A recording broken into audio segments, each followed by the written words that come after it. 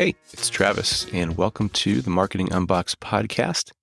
In this episode, I sat down with Mason Cosby. He is the Director of Marketing at Mojo Media Labs. If I would have talked to him last week, he would have been a marketing specialist. Talk about how that happened, how he landed the role after being laid off in the middle of COVID, having just purchased a house and just proposed to his then girlfriend, now wife. And we talk about engagement on LinkedIn, how he's been able to really start a podcast, sit down with some pretty amazing people in a short amount of time, build his following, and see things really take off from an organic perspective on LinkedIn. And we also talk about job titles, what they mean and who they're really for. And we talk about things like pricing and other marketing related concepts. So had a really great time talk with Mason, and hope you enjoy the conversation as well. Well, thanks for joining me on the Marketing Unboxed podcast. Excited to chat today. Interesting that you had moved to Indy, a town outside of Indy, my hometown, not the town you live in, but Indy, kind of. When you start to move away, yep. Like the bigger city becomes your hometown, but it's not really your hometown, So yeah, always down to talk to somebody from the Indy area. So you had mentioned before I hit record, and I wanted to hit record because it sounded pretty cool and wanted to capture it. You said that today's been a good LinkedIn day for you, and yesterday was a good LinkedIn day for me. So I don't know what's going on, if it's the holidays and people are more engaged there or what, but tell me about what happened and what was so engaging. Yes. I mean, I kind of cheat because I was fortunate that somehow, some way, I don't know if you're familiar with James Carberry, but this past weekend, He was actually in my living room. So I recorded an episode with him. So, I mean, when you get James Carberry in your living room, serendipitously, that's kind of a cheat. So yeah, that was, posted that photo on Sunday night, and that got a fair bit of engagement for me. And then as a result of that, also, I think I in the past just 3 days have gained about 150 followers, which again, for me, when I'm literally one or two shy of 3,000. 150 is a pretty substantial number for me. And then just over the past couple of days, I've made a couple of points that seem to resonate. Like on Friday, I got promoted to marketing director. Nice. And Congrats. I've always been, thank you. But I've always been an advocate of promote people to the highest role that is applicable, because titles really aren't for internal use. They're for external use. So I'm also fairly confident that as a result of becoming a marketing director, I've gotten more engagement today and yesterday and over the weekend, and I got more engagement. I mean, when you update your role, I had 80 people engage and then about 70 comments, and then 10 people private messaged me. So really, when you get a promotion, it shares with your entire network, which is another way that you can raise awareness for your organization. So I've always been a proponent of wherever you can promote to the highest applicable role, because again, titles are for external use and to help other people understand what you're doing internally and essentially make them feel more special. Because, even on this podcast, I hate to put it this bluntly, but you would probably rather talk to a marketing director as opposed to a digital marketing specialist, just by the nature of what the roles typically are doing. But if we had talked about this on Thursday, I'd be a digital marketing specialist. Because we're talking on Tuesday, I'm a marketing director. So anyway, those are just some thoughts that go through my head as I think through really the role of a title. Mm-hmm. Yeah. And that's interesting, because I before I was in marketing, I was a recruiter, corporate recruiter, and titles were important because it gave me a chance to quickly scan and understand, what's this rhyme with, right? Is it what I'm looking for? Is it similar? And you start to see all the creative ways that companies come up with titles. And I would say creativity is cute, but it makes it really difficult to know what it rhymes with when people need to quickly see what is it this person does in, 2 words or less, 3 words or less, right? So yeah, I think it's interesting that you frame that as being for external use as opposed to internal. And I completely agree, because of that framing, that ability to quickly see. and make that connection of, oh, he's a director. I was a director, before I left. And so I know what that entails. I know what it means to be a director, lived it. So yeah, I think that's a good point. And yeah, I saw I saw your interview with James in your living room, which was really cool. So yeah, so how did that happen? How did you get him to Indiana? Yes. I mean, the very long story short on that front is I had scheduled an interview with James, and then we started to just really get talking, and he kind of threw out like, I'm going to be in the area. So like, would you want to do it in person? And I was like, yeah, I mean, obviously like this would be amazing. So really, I mean, I wish there were like this much crazier story to it, but the reality is he just happened to be in the area for the weekend and said, hey, let me just stop in and record an episode, which was just nuts. That's awesome. But yeah, so and then obviously as a part of that, like we actually got to sit down and have a much more in-depth conversations. I mean, when you're typically doing podcast interviews, you join in for the hour and then what you get is what you get. But he and I really got to dive into some really interesting topics around like essentially kingdom building for in the business world. And when I say kingdom building, James and I are both of the Christian faith. So it's just walking through essentially like, how can we navigate being believers and being business people and really try to build businesses that represent Christ and really dive deep into that topic, which is not a topic people typically talk about a lot. So it's just, for me, it was encouraging to see someone that's further along in their career and has that same mindset. Nice. Yeah, I'll have to connect you with a friend of mine after this, Luke Harris, who is kind of coming at things at a similar angle as well. So I think he'd be a good person to connect with. He's in the sales world, but he gets the marketing piece. He's a fan of Chris Walker, and that's kind of helped. I've known him through various Akimbo workshops, and so he's a salesperson with the rare ability to have a marketing mindset. So I think he'd be a great person to connect with. But yeah, let's kind of, while we're on the topic of kind of careers and things like that. So how did you get into marketing? Yeah, I mean, for me, and what's funny about this is I have a podcast that is called The Marketing Ladder on marketing careers. So literally my entire podcast is like that one question, and no one has asked me. So this will be, for me, this is a little bit fun, but really like for me, when it came to getting into marketing, I did get a degree in marketing, and I got a job out of college, and I was selling print ads in a parenting magazine. So I was an account executive, and I didn't know at the time what a full funnel AE was, but essentially like I did all the cold calling, prospecting, like sales negotiations, managed the client, offboarding, like having to chase down, but like it was a small operation. It's a parenting magazine. So really like from marketing to customer success, I did the whole thing.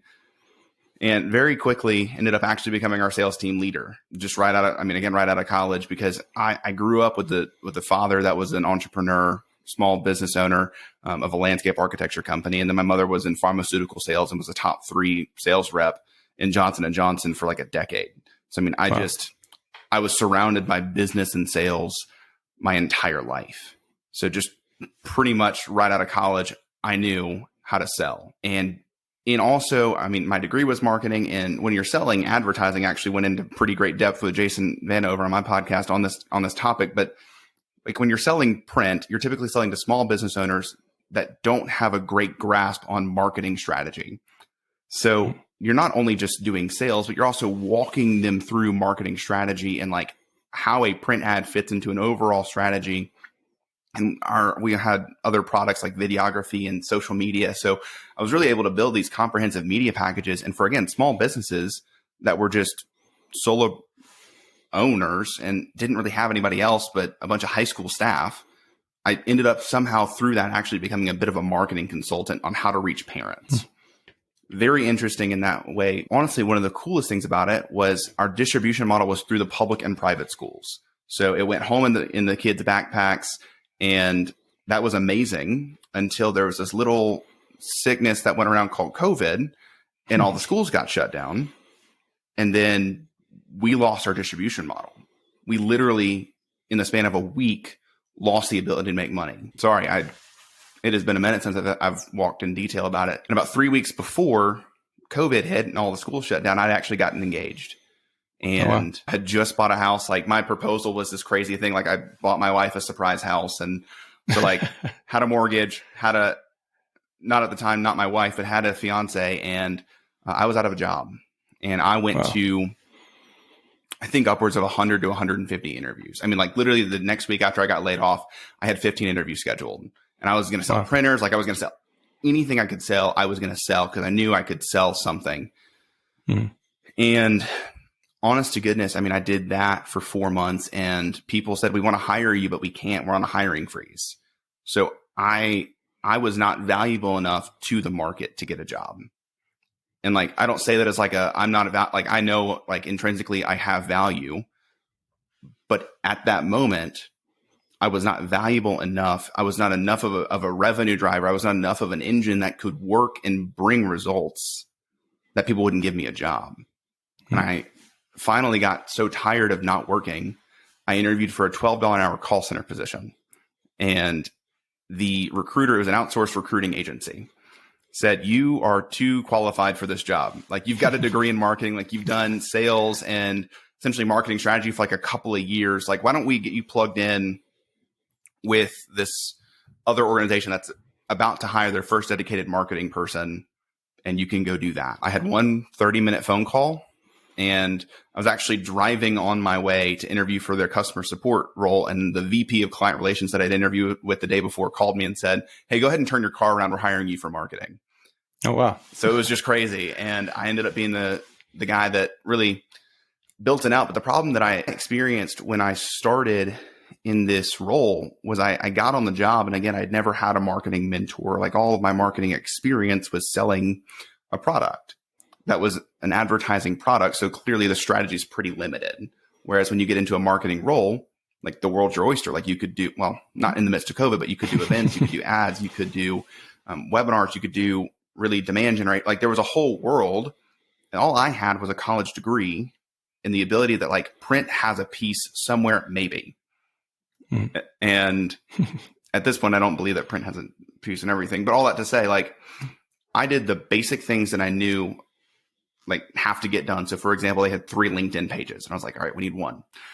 And then at night, my fiance at the time was off, you know, with her family in a different state. So I pretty much took every SEM Rush, every HubSpot Academy. I took every course in Business Made Simple. And I was pretty much pulling 80, 90 hours a week. So 40 hours working, 40 to 50 hours a week educating myself because I knew I have to make this job work. And it worked. And within about 3 months, I was actually promoted from marketing analyst to marketing director. Also got about a 50% pay bump, which blew my mind, and ended up doing that for about 7 or 8 months. But that organization was very hesitant to execute. So we onboarded with Salesforce, we onboarded with Pardot. Like I set up all these automation. I wrote like 4 ebooks because that's what I knew what to do is like write ebooks, write sales nurtures. Since don't necessarily think that that's the best way to go about it, but the whole other story. Like I built out this massive strategy that was ready to like go with a press of a button. And they just, for whatever reason, and I still to this day cannot figure it out, just wouldn't press the button. Wow. And as a result, I'm giving you the high level overview, sorry. But as a result, I ended up having this massive portfolio of things that had never been executed. And also in that time, I also became a StoryBrand certified guide. I started to freelance. I built that one sales funnel for a law firm, and they paid me $1,500 for 2 hours of work, which again blew my mind that I made $625 an hour. And they ended up making $50K in a month off of that one sales funnel. So I was like, okay, I do have value. Like I can do something. I can execute. And then from there, really started interviewing at marketing agencies that were StoryBrand certified agencies and got hired on at where I am now at Mojo Media Labs. And they have given me like all the free rein to go and execute and really experiment. Our founder is literally a biochemist, so he loves experimentation, and it has been a blast. And it's just been so amazing to genuinely see the impact that marketing can have on revenue, and to see like the clients that I'm able to help nurture is not the right word, but raise awareness for and then bring into a sales conversation, and how quickly they move in through a sales conversation, and then how happy they are working with our client services team because they were the right people from the start. Mm-hmm. So that is kind of my high level everything that I've done over the past probably 5 years to get to where I am today. That's awesome. And that's that's an amazing journey. And there were so many things that you mentioned that kind of caught my attention. I think becoming a director, getting into a marketing role with no mentor, no one to guide you. I mean, I know exactly how that feels. That's how I've been in marketing pretty much the whole time. I haven't had a mentor at all, no one above me to learn from. And yeah, you have to dig in. And if you want to be successful, you have to chart your own course. You have to take control of your story, right? And at some point, we'll have to talk about StoryBrand and that program, because I've thought about that. I'm a big fan of Donald Miller, going through his Business Made Simple classes now. And I'm actually putting together my own workshop that I plan to launch in probably February or March. It depends on some logistics, but just this morning, I thought, I was going to offer it for half price and beta and try to get people to come and, give me feedback. And I have one guest, set up. I have the outline, and the StoryBrand model is one day, 1 week of the workshop. And this morning I thought, you know what? Why am I hiding behind half price? Why am I offering that, something that, I'm not confident in, and I'm hiding behind it, right? When what I should be doing is putting everything into it. I know enough to do this, and my experience is valuable enough, and I should be able to charge what I think it's worth. And while I'm at it, thinking about going big, I'm going to actually ask Donald Miller if he wants to be a guest for 1 hour, come on in kind of a podcast type format in Zoom with the people in the workshop there. And then 30 minutes do that. And then 30 minutes do Q&A with the people who are in the workshop, and go from there. Right. And so it's just, it's a mindset, right? And I've said all that basically to say it's a mindset in marketing and life, in our careers.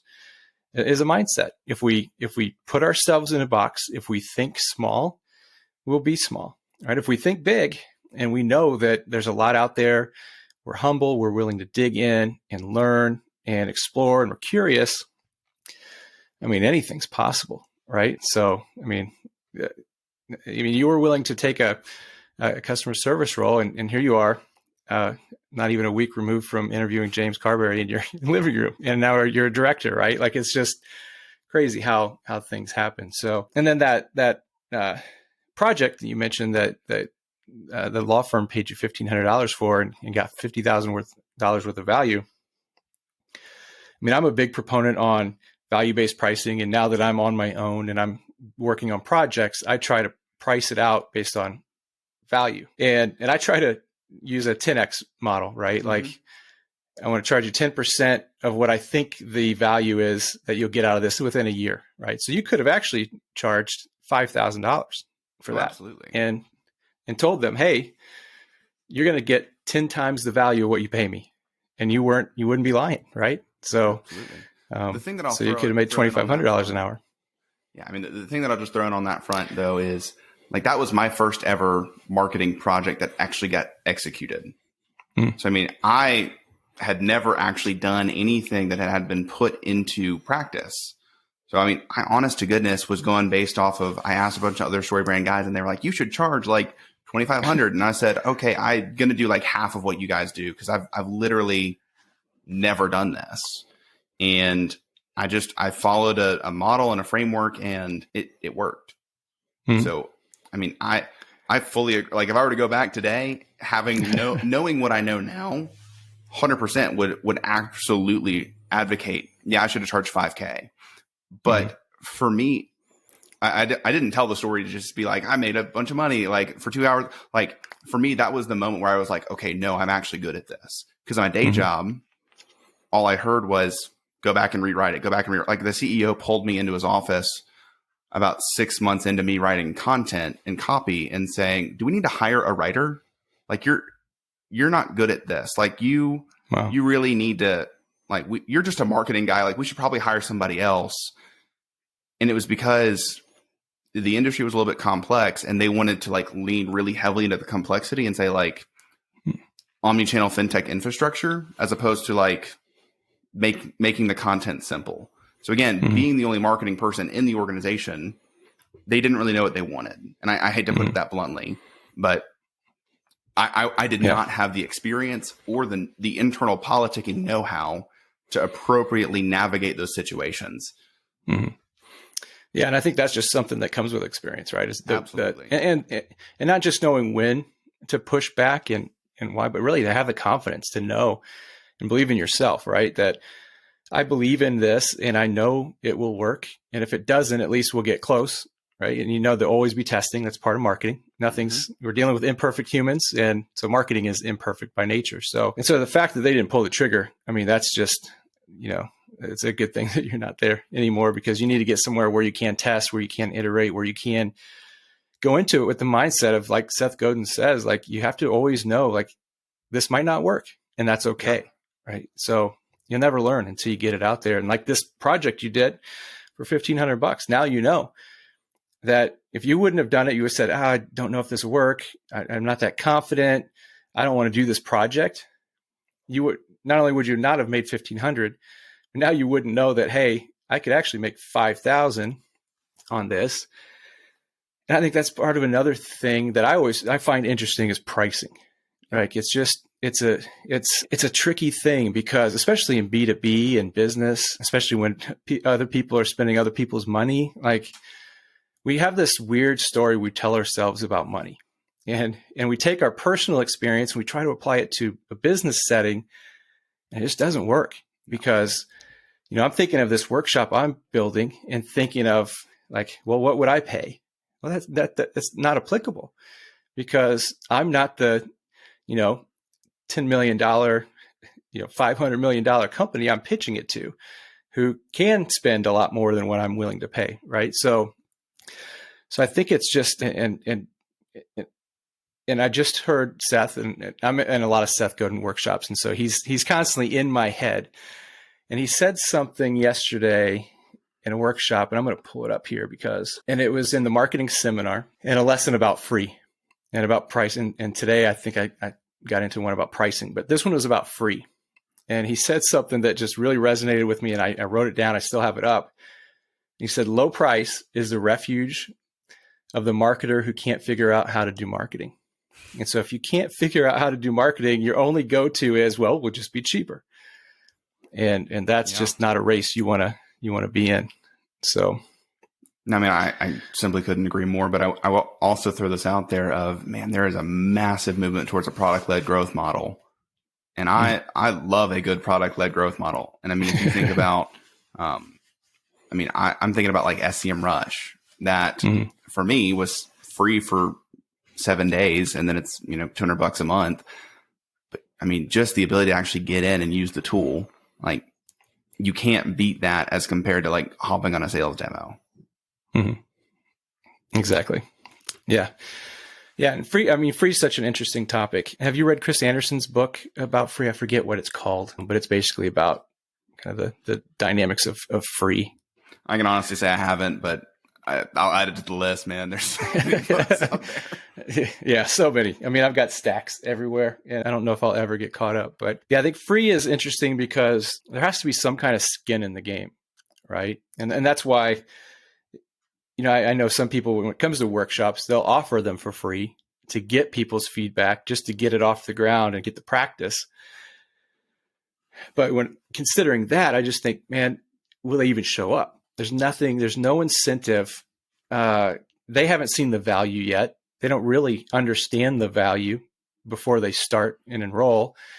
And will they even show up the first day, And so, but with software, I think it depends on the complexity. If it's something that's really difficult, well, first of all, it shouldn't be difficult to use anyway. That's a design problem.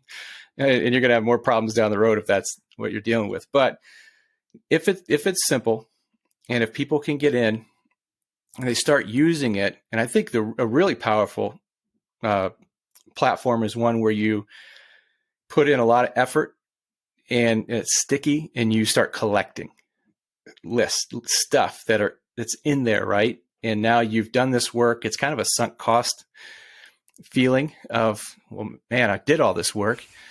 Now I need to keep this, right? I ran into that with SparkToro, because it's one of those things where you can spin up, spin down. I don't need it all the time. And I was about to temporarily cancel it until I needed it again. And they touched on this perfectly, where I went to cancel and they said, well, if you cancel, you'll lose all your lists. You'll lose all the stuff you did. So why don't you downgrade from $50 to 25 and keep all that? I was like, well, the lists probably aren't that big of a deal. I can, I probably won't even need them again. I've exported them. But it was just that thought of that loss, right? That psychological feeling of loss, which is, actually more of a driver than the psychological feeling of gain. So yeah, I downgraded instead of just temporarily canceling. So I fell for that. But yeah, it's interesting how design is everything, especially if you're going to offer free. It needs to be well designed and thought out about how are you going to keep them and make them say yes after that trial is over. Or even, back to the product-led growth idea. Canva. Canva is free, and it has now become, in many ways, the go-to tool for most people that have no design experience. Exactly. And eventually, people are like, man, I really need more functionality, and they'll upgrade. And it was because it was, ironically, well designed from a free perspective, and it just gets more people into the product. Exactly. Yeah. And which tools are coming out every day that make things so much easier to people who aren't professionals in that area, right? Like Canva, you don't need to hire a design person for basic stuff now. You don't need to hire somebody for basic video editing with Descript. And there's so many things that are just making things so much easier that people can point to, it's bad for business and having all these amateurs out there doing this stuff. But again, to come back to Seth, because I was listening to his podcast last week, and he touched on this topic, that he feels that technology advances in making things more accessible to more people actually will help creativity. And when I thought about that, I thought he's right, because now we don't have to worry about all the technical aspects of how to just fix this one photo.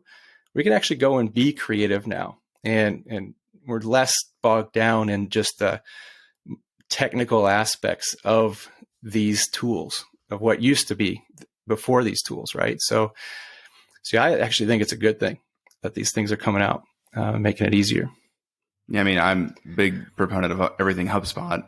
And within my role, the only thing that I don't necessarily touch is design, but I'm spinning up landing pages, connecting everything, setting up automation, and pulling it all together because it's all run through HubSpot. So it just makes my life absurdly easy and our marketing much more effective. Absolutely.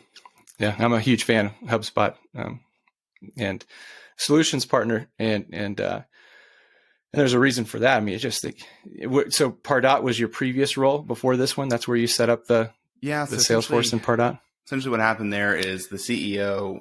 I threw out the idea of like, hey, we probably need some marketing tools, and they had, I don't even remember what it was called, but it was the most old contact relationship or customer relationship management software I've ever seen. It was literally just a digital Rolodex that was alphabetized, and you couldn't filter by anything. Like, it was just information was there. It was awful. So the CEO said, okay, well, whatever we get from marketing, we'll just do the same for sales. And then he took it upon himself and started to request a demo, and then said, okay, Mason, go sit on this demo. And then said, so we're moving forward with Salesforce, right? And then it was like, by the end of the week, we had signed. He was a really like go fast kind of guy. So we literally didn't vet any other vendors. And then we got into it, and Salesforce is a beast. And I'm sure that for people that want to really dive deep into it, like, it is a highly effective tool. For me, I'm more of a content strategy kind of guy, not very technical. And that just, I spent more time focused on data management and transitioning data, which Salesforce customer support couldn't help me figure out. So I literally spent a month and a half just trying to get our data over, and we never launched any. So it was just, for me, it was a mess, and I'm so thankful to be over on HubSpot. So yeah, I mean, Salesforce has, again, pros and cons. For me, I like the simplicity and user friendliness of HubSpot. Yeah, absolutely. And I mean, I used to be a Salesforce user, and it's fine if that's what you know, right? Until you find something else and realize, oh man, there's a whole other world out there. And I've recently used Pardot, and man, it feels like it was bought and duct taped on to Salesforce. And it's just when you've used HubSpot and then you try to use Salesforce and Pardot, it's just like, man, how do people use this? And yeah, it's just, yeah, I love HubSpot. It's just so easy. And like you said, we're kind of to that point, what you said is it makes it easy for the people who don't want to be in the weeds of the technicalities of it and just want to create and ship, right? And I think HubSpot does that. It makes it easy to do that. And the other piece of it so apparently this is an interesting point of view. I didn't think it was an interesting point of view until someone was like, that's not what most people think. But I think that honestly, HubSpot is the best platform for account-based marketing. Like, I don't think it's Salesforce. I don't think it's Pardot, but the real basic concept there is because marketing, sales, and success are all looking at the same view of the customer. It inherently is more focused on an account level because everybody's got the same view across the entire organization on the accounts. So you can more easily align as an organization to more effectively go after each account. And then just with the way that everything is synced together, I mean, most people don't even know this, but with the CMS of HubSpot, you can do personalization tokens. So you can actually do personalized landing pages. So I could build a landing page. And if Travis, you were in my CRM, you could come to this landing page and say like, hey, Travis, good to see you. Here's your industry. Like, here's your role. And you can make personalized landing pages at scale, which are super effective for ABM campaigns.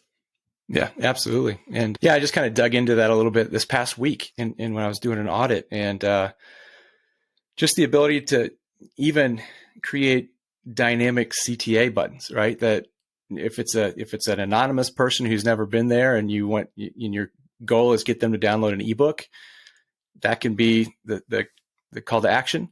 If it's a known person, you can change it to book a call, right? And that's nice because you want to book calls, you want to get that higher level engagement, but not for everybody, right? And so to be able to offer that at scale, but into the people that you want to offer it to, very powerful, very powerful. Yeah, I mean, even on our website, we're doing that across everything, and it's just different resources depending on where you are in your overall understanding of maybe it's ABM, maybe it's website development, like wherever you are in your journey based on what we have in our information in our CRM, we then display different CTAs really across the whole website, which is just amazing that I can change 5 CTAs and then everything is different. Absolutely. Yeah. And I'm trying to look at HubSpot through a recruiting lens, and I focus a lot on recruitment marketing. And so I'm thinking about this dynamic capabilities and just thinking about, man, how much better would it be for everybody, the candidates, the recruiters, if you had this personalized functionality, if you knew that it's somebody, hey, we've talked to them in the past, really would love to talk to them. As soon as they hit the site, you have a meeting link, right? Like, that's the CTA. Let's talk, right? Versus, hey, just look at this job, apply with the hundreds of other people, go into the black hole. And I mean, it's just what you can do with HubSpot. You know, I think from a recruitment standpoint, it could be game changing. So. Absolutely. One of the things you mentioned when we were exchanging in mail about topics is missed opportunities for organizations. So that was interesting. And when I saw you mention that, so yeah, what would you say is the biggest missed opportunity that most companies make? I mean, I think everybody that is active on LinkedIn is already beating this drum, but I mean, the fact that I was able to, in less than 3 months, I mean, I launched my podcast 2 months ago. I've recorded 20 episodes. I've got 26 more lined up for the new year. So I'm on track that by the end of February, I would have had 50 episodes recorded, entirely prospected through LinkedIn. I went from 1,600 connections and followers to where I'm now at 3,000 in, again, 2 months. Wow. And like, I'm now having face-to-face interactions with some of today's top marketing leaders. And I know for a fact that it is benefiting Mojo Media Labs, again, the agency I work for, because our target accounts are the people that engage most with my content. Like, our target accounts are the ones that are actually commenting and liking. And I had a CMO yesterday. And again, when I interviewed her for my podcast, I was a digital marketing specialist, but I had a CMO reach out to me and say, Mason, it was such a blessing to meet you this year. I still look forward to seeing what Mojo does next year. Like, nice. Unprompted. And I'm not just saying that to be like, oh, like, I'm trying to help people understand the reality of the situation is, in the grand scheme of things, like, I'm not anyone of importance. Like, I am a nobody. I've done some good marketing for a marketing agency for the past year. And that's it. Like, that has been like the notable things in my career. And the fact that I have a following, period, like, at all, end of story, is insane. The fact that I can invite Sangram Verge, co-founder, chief evangelist of Terminus, and he says yes. The fact that I had James Carberry in my living room 4 days ago. Like, it is, if I can do this super low budget, I spend $30 a month, period, $30. And everything else is LinkedIn organic. Everything else is building a podcast. And I know that I'm driving more revenue through that than what most other organizations are doing, spending thousands. And it's only building exponentially. And if you want a prime example, again, I'm just thinking about Refine Labs. Like, I've done the math. I don't know for a fact what their revenue is, but I know that they charge $31,000 a month. And I know that their directors of demand gen are roughly managing 3 to 4 clients. So you do the math on that, they're probably somewhere in the $30 to $40 million annually recurring revenue range. And they didn't exist in 2018. Yeah. Pretty amazing, isn't it? And they built a business on the back of a podcast and LinkedIn. So like, if you have anything that you're thinking through, what should I do for the new year? I've been saying, and I'm going to keep beating this specific drum of like, send out 100 connection requests a week. People give me flack for that because they're like, Mason, it's not personalized. You're like not really developing relationships.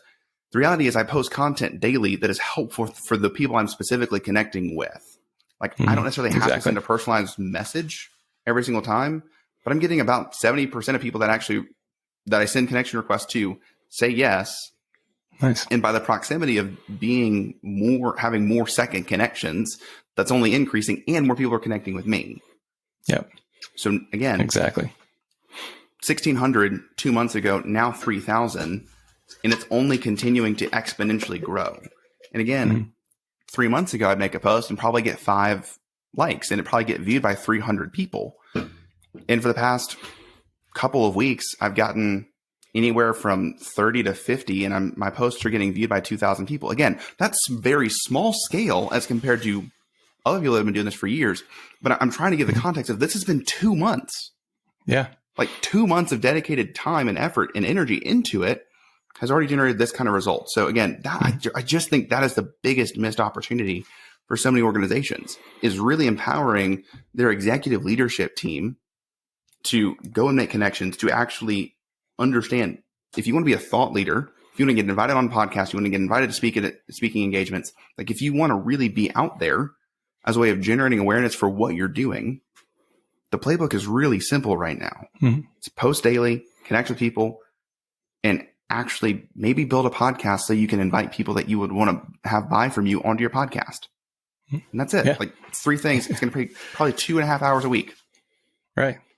Yeah. I mean, that's exactly the way to go. I mean, yeah, Refine Labs is a perfect example. They drink their own Kool-Aid, right? Yeah. They've built it their way, and that's how they're helping other companies build it, because they've experienced it works. And what's interesting is Chris Walker kind of was is the face of it, but now there's more people who work there that are getting out and creating their own brand within Refine Labs, right? Todd Clauser and some other people. And I'm going to talk to Todd here, I think maybe after the beginning of the year, and he's doing some killer stuff with TikTok, and that's fun to see. And so, yeah, absolutely. I mean, it's all about providing value, being generous, being helpful, and building trust and building relationships, right? And LinkedIn makes it so incredibly easy to do that. And I think the biggest thing of that is create value, share, be generous. And you said that you're a nobody, but I can tell you, if you're growing that fast, you're not a nobody.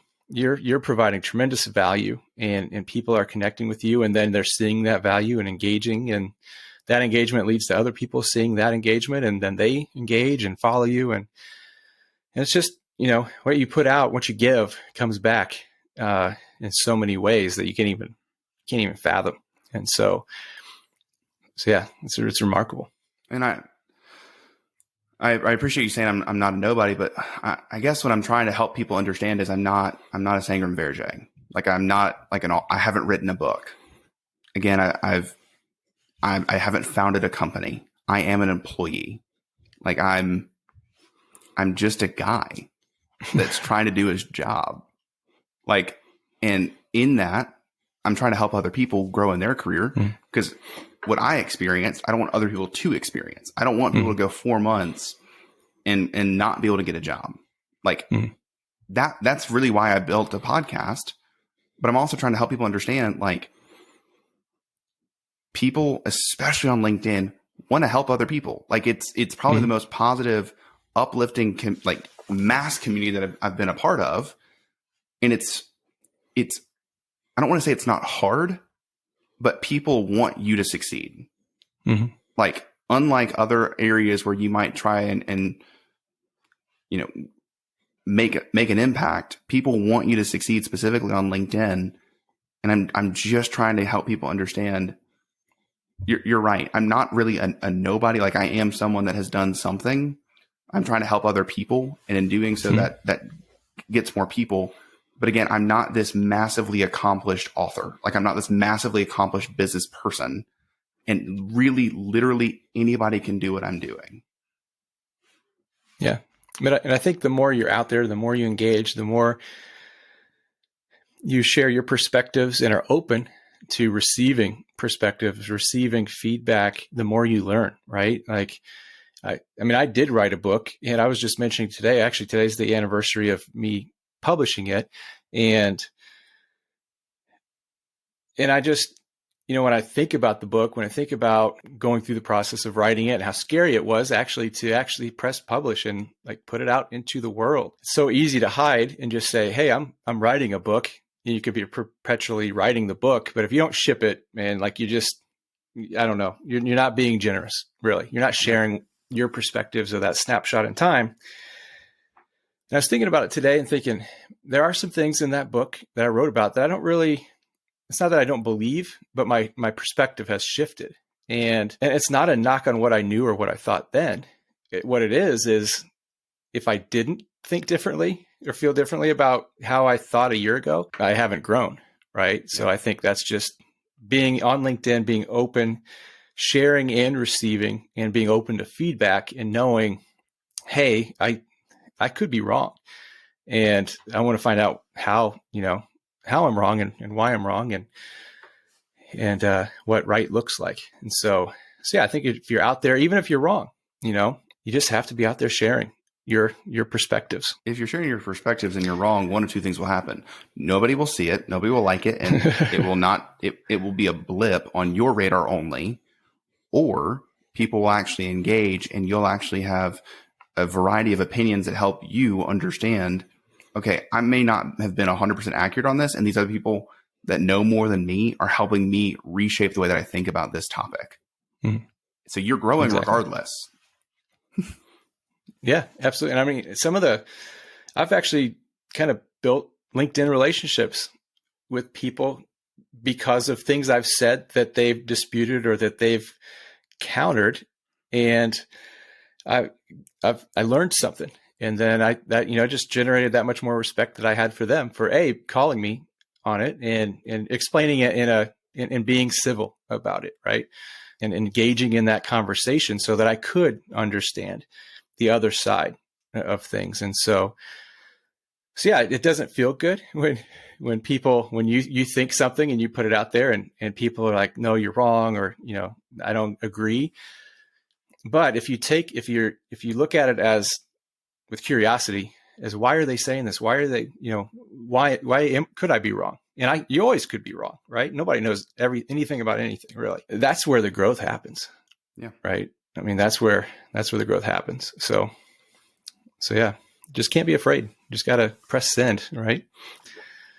And also it's the digital age. So if you make a typo and you disagree with what you said, you can always either delete it or edit it. Like, exactly. Yeah. It's okay. Yeah. Yep. Yeah. I mean, I'm usually going in and like seeing a typo on something that I wrote a day ago, and I'm fixing it because it just annoys the hell out of me.